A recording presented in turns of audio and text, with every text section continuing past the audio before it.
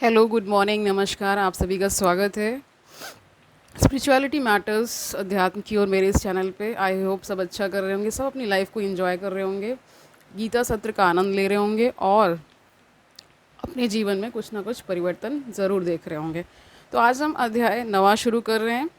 2 सूत्र लेने वाले हैं इसमें। टोटल आई थिंक 8 सूत्र हैं, तो हम धीरे धीरे इसको कंप्लीट करेंगे। समझने की कोशिश करेंगे कि अष्टावक्र आगे क्या कहते हैं।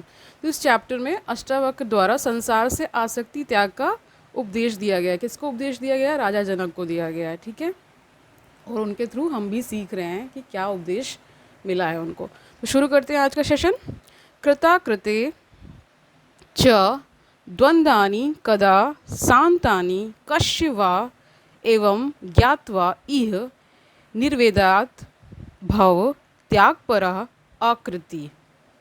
और जानते हैं महर्षि अष्टावक्र कहते हैं, क्या कह रहे हैं कि क्या करना चाहिए क्या नहीं करना चाहिए, ये द्वंद्व किसके और कब शांत हुए हैं।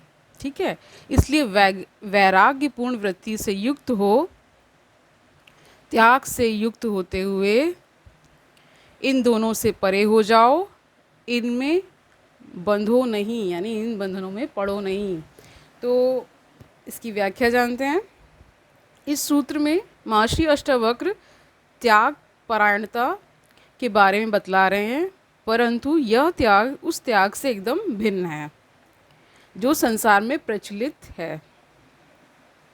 इस त्याग में स्थिरता होती है, आवेग नहीं। त्यागी कहने के बाद भी यदि यह कार्य करना चाहिए या कार्य नहीं करना चाहिए, ऐसा सोच विचार बना हुआ है, तो त्याग, तो कह रहे हैं कि पूर्ण फिर त्याग नहीं हुआ, यानी त्याग भी अपूर्ण रह जाता है। अगर ये बार बार प्रश्न मन में उठ रहा है कि क्या करना चाहिए और क्या नहीं करना चाहिए, इस प्रकार के प्रश्न अगर मन में चल रहे हैं, तो इट मीन्स कि त्याग पूरा नहीं हुआ है। ठीक है, आगे जानते हैं। क्योंकि करना त्याग नहीं, ग्रहण करना है। छोड़ने पकड़ने का द्वंद्व बना हुआ है, तब ऐसे में सुख दुख की स्थिति भी निरंतर बनी रहती है, और जहाँ द्वंद्व है वहाँ संसार है और बंधन है। ये बता रहे हैं। बंधन में हमेशा क्या होता है? अशांति होती है। सांसारिक जीव शांति की बात सोच सकता है, शांति का ढोंग कर सकता है, लेकिन शांत नहीं हो सकता। ये बता रहे हैं, यह परम सत्य है। ठीक है, ये बता रहे हैं कि शांति फिर नहीं मिल सकती आपको अगर ऐसा कुछ द्वंद्व चल रहा है तो। इसलिए महर्षि अष्टावक्र 8वें प्रकरण में बंधन और मोक्ष की व्याख्या करने के पश्चात इस प्रकरण में शांति का उपाय बता रहे हैं कि संसार के प्रति उदासीन होकर अथवा उसकी उपेक्षा कर स्वयं के स्वभाव यानी आत्मा में स्थित हो जाने से ही शांति प्राप्ति होगी, वरना नहीं हो सकती। ये बता रहे हैं। अष्टावक्र कहते हैं कि जो कर्म किए जा चुके हैं वे कामना और अहंकारवश किए गए हैं। ठीक है, जो कर्म मतलब कह रहे हैं जो भी कर्म आप करते हैं वो कहीं ना कहीं वो अहंकार से ही आ रहा है, ये बता रहे हैं। इसलिए उनका परिणाम तो अवश्य ही भोगना पड़ेगा,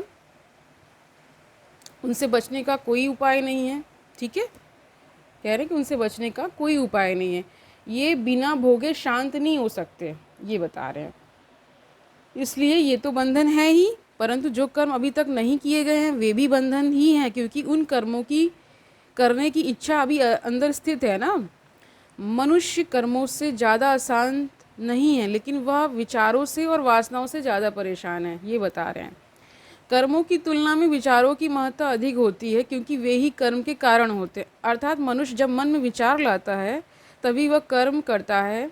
इसलिए ऐसा कहा गया है कि विचारों की तरंगे उठते ही गंदगी अंदर प्रवेश कर जाती है, यही पाप हो गया, यही बंधन बन गया और उपद्रव का आरंभ हो गया।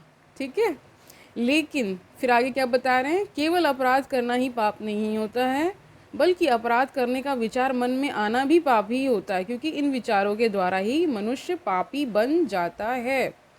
इसी से मनुष्य के सुख दुख का आभास होता है। संसार द्वंद्वात्मक है। यह संसार सुख दुख, लाभ हानि, प्रेम घृणा, हिंसा अहिंसा, ग्रहण त्याग, प्रवृत्ति अप्रवृत्ति, जीवन मृत्यु आदि द्वंद्वों के आधार पर ही चलता है। संसार की गति ही द्वंद्वात्मक होती है। ये द्वंद्व एक सिक्के के दो पहलू हैं, ये बता रहे हैं, जिसमें एक को ग्रहण किया जाता है तो दूसरे का त्याग किया जाता है, त्याग दिया जाता है। ये तो दोनों रहेंगे, पर फिर क्या बता रहे हैं, या फिर दोनों ही नहीं रहेंगे, ये बता रहे हैं। ठीक है।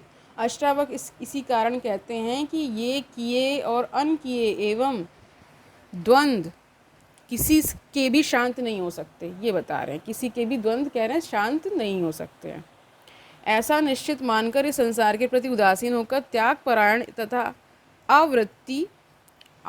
आवृत्ति होना ही शांति प्राप्त करने का उपाय है।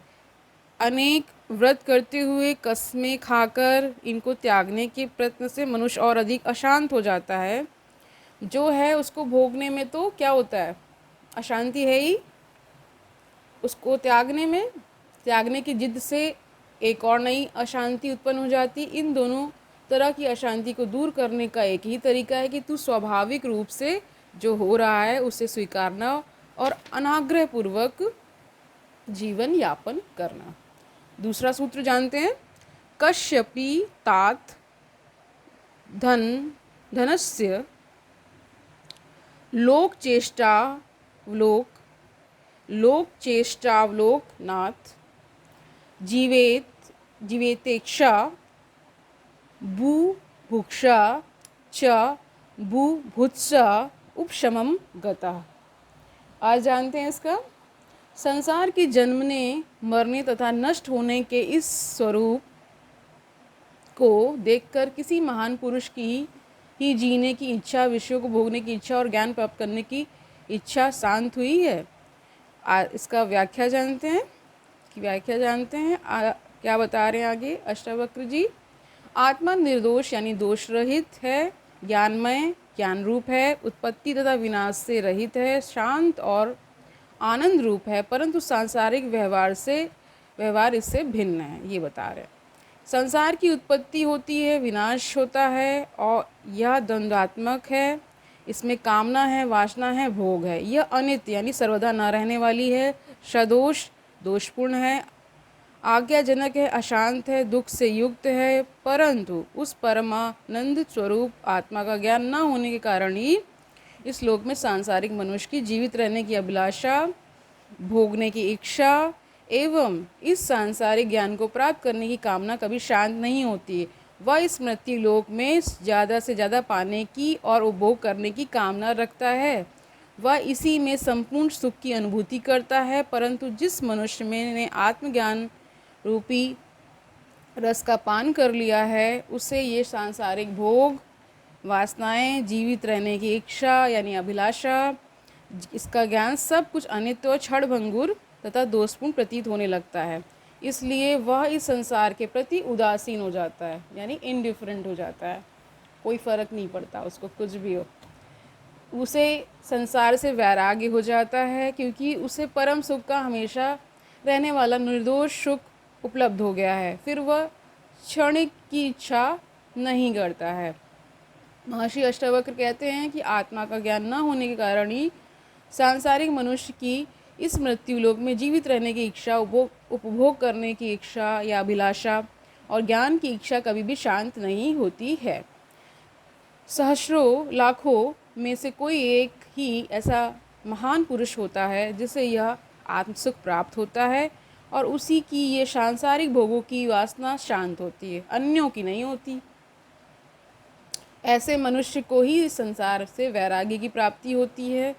मात्र ग्रह त्याग कर देने से और लंगोटी तथा गेरुए वस्त्र धारण करने से कोई वैरागी नहीं बन जाता, ये बता रहे हैं। यदि यह वैराग्य होता तो ये भूखे, नंगे और भिक्षुक सारे के सारे वैरागी कहलाने के अधिकारी होते। निस्संदेह आत्मज्ञानी ही वैराग्यवान है और वही जीवन रूपी बंधन से मुक्त है। तो आज के लिए इतना ही। आई होप आपने इस सेशन को एंजॉय किया होगा, कुछ ना कुछ तो सीखा ही होगा और जीवन में से इम्प्लीमेंट करने की भी कोशिश कर ही रहे होंगे। तो कल मिलते हैं, कल का सेशन होगा। इससे आगे हम जानेंगे क्या अष्टावक्र जी कह रहे हैं और हमारे लिए कितनी ज्ञानवर्धक चीज़ें वो बता रहे हैं। तो तब तक के लिए खुश रहिए, इंजॉय करिए, आसपास का वातावरण अच्छा रखिए और पॉजिटिव रहिए। पॉजिटिव रहने से काफ़ी चीज़ें मतलब आसान हो जाती है। तो हरिओम तत्सत।